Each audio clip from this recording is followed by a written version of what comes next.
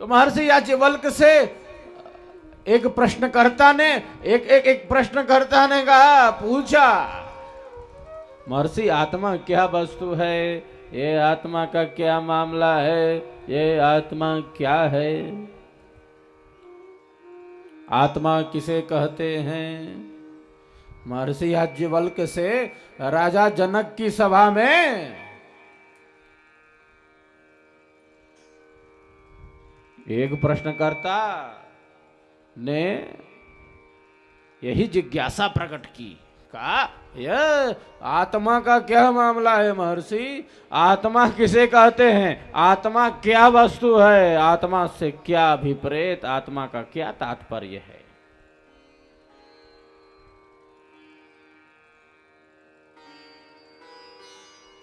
महर्षि ने कहा, महर्षि याज्ञवल्क्य ने कहा, दृश्य शरीर का जो अदृश्य आधार है, जिस अदृश्य आधार पर ये दृश्य शरीर प्रवाहित है, चलायमान है, वही आत्म तत्व है। जो जड़ शरीर का चेतन आधार है, जिस चेतन आधार से ये जड़ शरीर प्रवाहित है, दृश्य शरीर का जो अदृश्य आधार है, वही आत्मा है, जिसके पास इच्छा है, ज्ञान है, प्रयत्न है, प्रकृति के संयोग से जिसे सुख दुख और द्वेष की अनुभूति हो रही है, वही आत्मा है।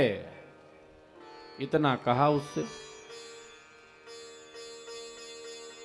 महर्षि याज्ञवल्क्य ने इतना कहा कि दृश्य शरीर का जो अदृश्य आधार है, जिस अदृश्य आधार पर यह दृश्य शरीर प्रवाहित है, चलायमान है,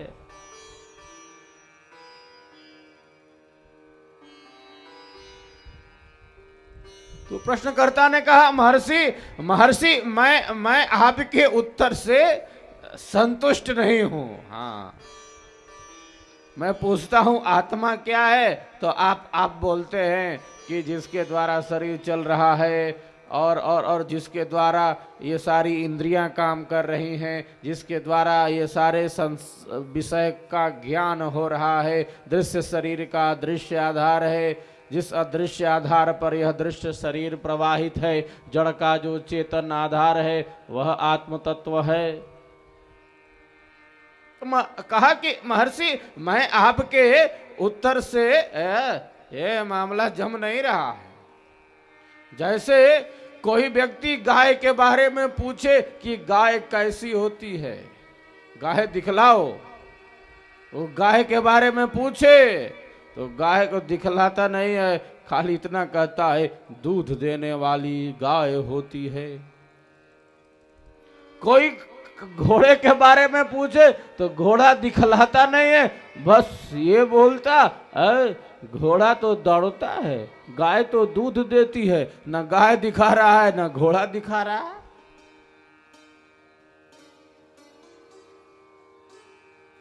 बोलता है कि घोड़ा तो दौड़ता है, दौड़ने वाला घोड़ा होता है, दूध देने वाली गाय होती है, लेकिन प्रत्यक्ष किसी का नहीं है, न गाय का प्रत्यक्ष न घोड़े का प्रत्यक्ष। वस्तुतः आत्मा क्या है, इसके प्रत्यक्ष का साधन क्या है, आपके कथन मात्र से, आपके कहने मात्र से तो ये आत्मा प्रत्यक्ष नहीं होती। हाँ, इसका दर्शन नहीं होता।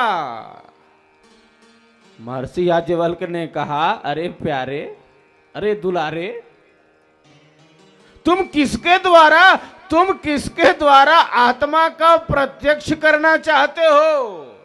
हाँ, तुम किसके द्वारा आत्मा का प्रत्यक्ष करना चाहते हो? आत्मा के प्रत्यक्ष का आधार क्या है? क्या तुम इन भौतिक नेत्रों के द्वारा आत्मा को देखना चाहते हो? क्या इन नेत्रों से, इन चर्म चक्षुओं से आत्मा का ज्ञान प्राप्त करना चाहते हो? आत्मा का दर्शन प्राप्त करना चाहते हो?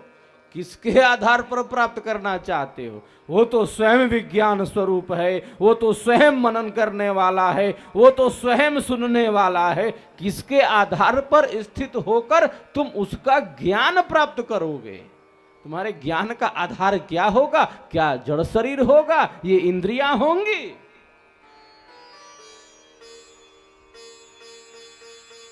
महर्षि याज्ञवल्क्य ने कहा, महर्षि याज्ञवल्क्य ने कहा, अरे प्यारे, अरे दुलारे, आत्मा के द्वारा ही आत्मा का प्रत्यक्ष होता है, दर्शन होता है, साक्षात होता है।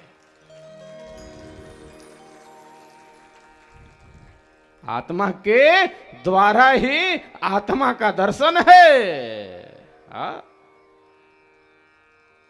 आत्मा के साक्षात में चित्त अनावश्यक, मन अनावश्यक। विहंगम योग का दर्शन भी यही है, स्वर वेद का यही सिद्धांत है। आत्म जानन के लिए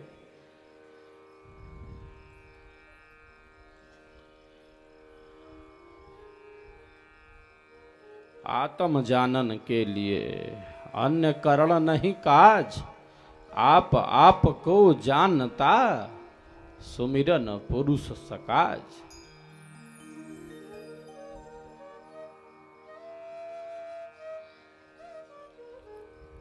आत्मा का ज्ञान स्वयं आत्मा के द्वारा होता है। महर्षि याज्ञवल्क्य ने कहा, स्वर वेद ने उस पर मुहर लगा दी। सदगुरु का भी यही दर्शन, ऋषि का भी यही दर्शन। ये स्वर वेद का दर्शन ऋषियों का दर्शन है, ये स्वर वेद का दर्शन संतों का अनुभव है।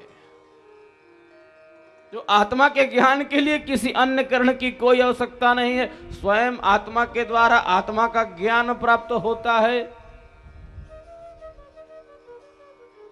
जब आत्मा के सामने कोई विषय नहीं है, तब आत्मा स्वयं में प्रतिष्ठित हो जाती है। देखिए, यही मामला है। आत्मा का स्वभाव है चैतन्यता। आत्मा अनुभव से हीन नहीं हो सकती। आत्मा सदैव अनुभव करना चाहती है, वो चेतन है ना। चेतनता है आत्मा में। आत्मा चेतन सत्ता, नित्य सत्ता, शाश्वत सत्ता, सनातन सत्ता, सहज सत्ता, चिरंतर सत्ता। जो आत्मा को अनुभव चाहिए, बिना अनुभव के आत्मा नहीं चलेगी। और देखिए मामला क्या बनता है। और जब आत्मा के पास अनुभव के लिए कोई पदार्थ नहीं, कोई विषय नहीं, जब आत्मा के सामने कोई मामला नहीं, बाहर का कोई क्रियाकलाप नहीं, तब आत्मा स्वयं का अनुभव करती है। जब आत्मा को अनुभव करने के लिए कोई पदार्थ नहीं है, तब आत्मा स्वयं में प्रतिष्ठित हो जाती है, खुद का ज्ञान प्राप्त करती है, स्वयं से जुड़ जाती है। तदा द्रष्टुः स्वरूपे अवस्थानम, जब दृष्टा की अपने स्वरूप में स्थिति हो जाती है, आत्मा अपने स्वरूप में स्थित हो जाता है। आत्मा का अपने स्वरूप में स्थित होने का क्या तात्पर्य है? स्वरूप निज चिन्ह के क्या तात्पर्य है साहब इसका? आत्मा अपने स्वरूप में कब स्थित होगा? जब आत्मा के सामने कोई विषय नहीं, जब आत्मा के सामने कोई अनुभव नहीं, तब आत्मा स्वयं का अनुभव करती है, स्वयं से जुड़ जाती है, स्वयं का ज्ञान प्राप्त करती है, स्वयं का बोध प्राप्त करती है। यही ऋषि का दर्शन है, यही सदगुरु का संदेश है, यही स्वर वेद का संदेश है। बिना सेवा, बिना सत्संग और बिना साधना के ये अनुभव कोई नहीं प्राप्त कर सकता साहब।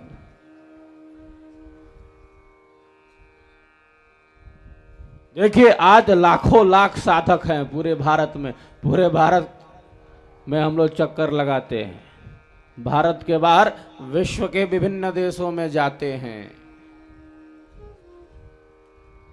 तो लाखों लाख साधक हैं। देखिए, ये साहब आत्मा का प्रत्यक्ष करना चाहते, इनको क्या मतलब? ये भारत में है, इनको भारतीय संस्कृति, ऋषियों की परंपरा, इसका बोध, इसका ज्ञान क्या पता, इनको क्या लेना देना साहब। ये अंधेरा बहुत है, अंधेरा बहुत है, मिथ्या ज्ञान बहुत है। मैं प्रायः कहता हूँ अंधेरे का क्षेत्र बहुत बड़ा है, यह अविद्या बहुत बड़े क्षेत्र में कायम है। अंधकार बहुत बड़ा है, बहुत अनहार बा।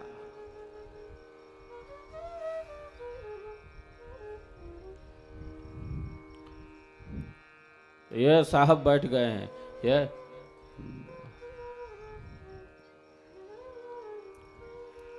कहते हैं सब कि हम तो स्वयं से जुड़ जाते हैं, हम अत्यंत आनंद का अनुभव करते हैं, हमें परमानंद की प्राप्ति हो जाती है, हम स्वयं से जुड़ जाते हैं, हम आत्मा का प्रत्यक्ष कर लेते हैं, हम तो ध्यान की गहराइयों में चले जाते हैं। अरे साहब कैसे चले जाते हो, कैसे पहुंच जाते हो?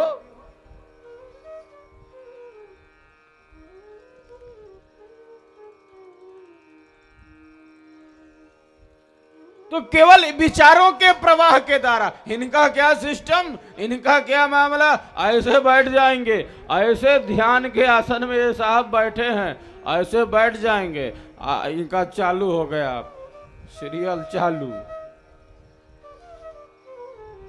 क्या चालू? मैं शरीर नहीं हूं, मैं मन नहीं हूं, मैं बुद्धि नहीं हूं, मैं प्राण नहीं हूं, मैं अंतःकरण नहीं हूं, मैं मन बुद्धि चित्त अहंकार नहीं हूं, मैं इंद्रियां नहीं हूं, बल्कि इन सब से भिन्न, इन सब से अलग मैं चेतन शुद्ध स्वरूप आत्मा हूं, मैं आत्मा हूं, मैं आत्मा हूं, मैं आत्मा हूं। ऐसा ये सोचा तारण जी बैठ के, ऐसा ये चिंतन कर रहे हैं, ऐसा ये विचार कर रहे हैं कि मैं आत्मा हूं, मैं आत्मा हूं, मैं आत्मा हूं, मैं शरीर नहीं, मैं मन नहीं, मैं बुद्धि नहीं, मैं प्राण नहीं, मैं इंद्रिया नहीं, मैं अंतःकरण नहीं, मैं इन सब से भिन्न जड़ इंद्रियों से भिन्न चेतन शुद्ध स्वरूप आत्मा हूं, मैं आत्मा हूं, मैं आत्मा हूं, मैं आत्मा हूं। ये ऐसा बैठकर चिंतन कर रहे हैं, ऐसा बैठकर विचार कर रहे हैं।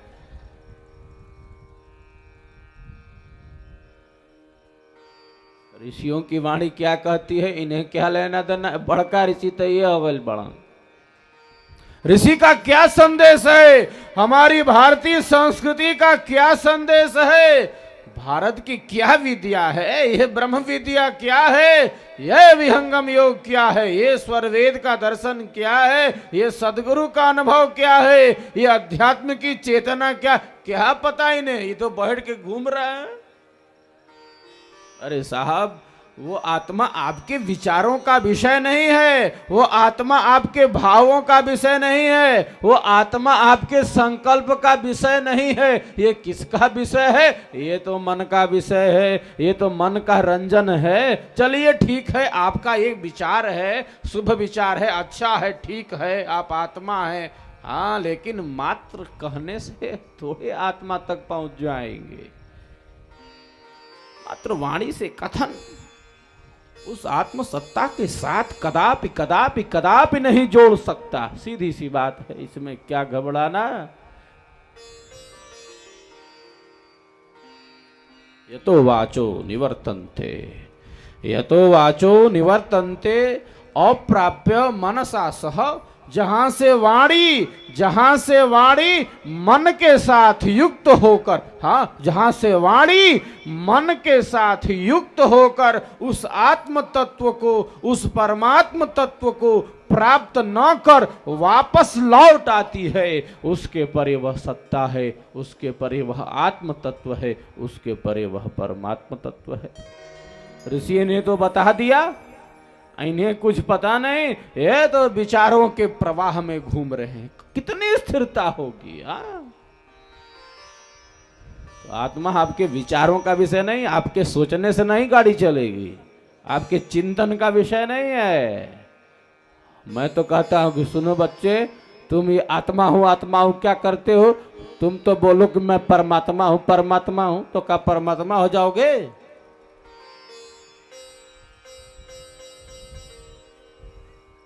चिंतन का विषय है आत्मा।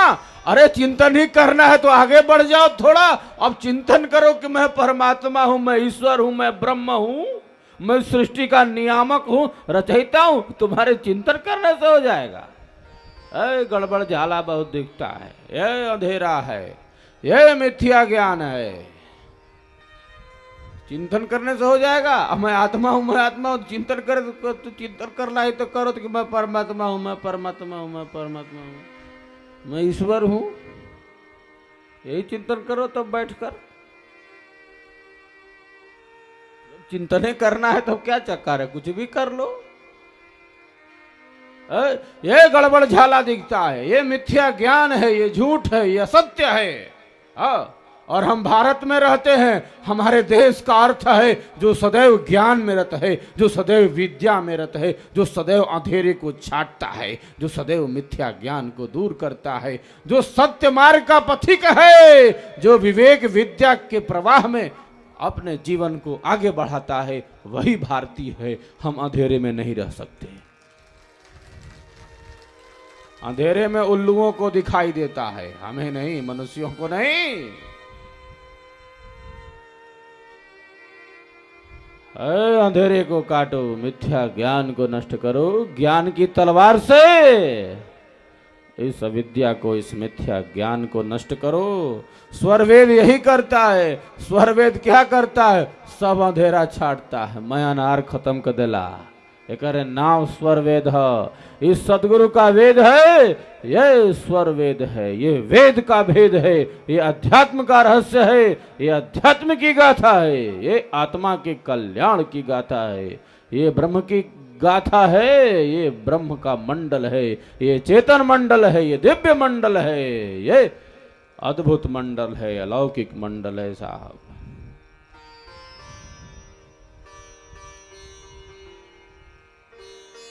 इसी प्रवाह में जीवन को आगे बढ़ाना बहुत जरूरी है, बहुत आवश्यक है। जो वस्तु जैसी, देखिए, जो वस्तु जैसी उसको वैसा, हाँ, जान लेना, ये कितनी बड़ी बात है। जो वस्तु जैसा रहे, जो वस्तु जैसा रहे तैसा वाको जान। रूप बोध निर्भ्रांत है, संशयहीन सज्ञान। स्वरवेद की वाणी यही कहती है, जो वस्तु जैसी उसको वैसा जानिए, समझिए।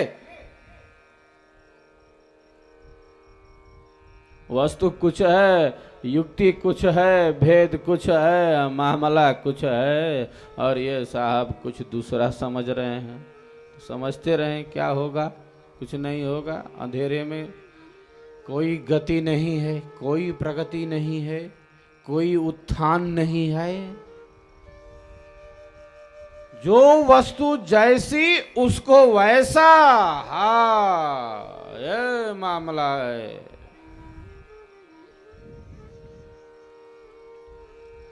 वस्तु का वास्तविक प्रत्यक्ष, वस्तु का यथार्थ ज्ञान। जो वस्तु जैसा उसको वैसा समझना, मानना, आचरण करना, यही विद्या और ज्ञान का यथार्थ लक्षण है, वास्तविक लक्षण है। वस्तु से भिन्न ज्ञान कर रहे हैं, वस्तु कुछ है और कोई उसे कुछ दूसरा समझ रहा है। हाँ, जो वस्तु जैसी उसको वैसा समझना, मानना, आचरण करना, यही विद्या और ज्ञान का यथार्थ लक्षण है, वास्तविक लक्षण है। स्वरवेद इसी में प्रतिष्ठित करता है, विहंगम योग इसी में प्रतिष्ठित करता है। ये सदगुरु का स्वरवेद है, ये विहंगम योग की वाणी है, ये ब्रह्म की गाथा है, ये अध्यात्म की गाथा है, ये जीवन का शाश्वत प्रवाह है साहब। ये आध्यात्मिक जीवन है, ये जीवन की सर्वोच्चता है, ये जीवन का यथार्थ प्रकाश है, ये सदगुरु का अनुभव है, ये वेद का भेद है, ये उपासना की विधि है, ये ज्ञान की ऊंचाई है, ये साधना की गहराई है, ये भक्ति का यथार्थ है, ये प्रेम की पराकाष्ठा है साहब। इसी का नाम स्वरवेद है, इसी का नाम ब्रह्म विद्या है।